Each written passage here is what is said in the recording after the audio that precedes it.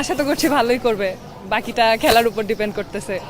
New Zealand তো অবশ্যই বড় টিম, সো দেখা যাক, বাকিটা দেখতে থাকি।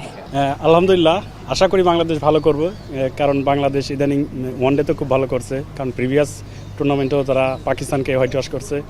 এবং আরেকটা বিষয় হচ্ছে, আমি এই স্টেডিয়ামে যতগুলো ম্যাচ দেখছি কোনো ম্যাচে বাংলাদেশ হারেনি। আশা করি আজকে বাংলাদেশ জিতবে। ইনশাল্লাহ ভালো কিছু করবে, সেই আশা নিয়ে খেলা দেখতে আসা। আমার এই দুই ফ্রেন্ড ওরা বাংলাদেশ সাপোর্ট করে, আমি নিউজিল্যান্ড সাপোর্ট করি। আমি যে দল সাপোর্ট করি ওই দলই ঠকে, এই জন্য আমি নিউজিল্যান্ড বাইচা নিছি।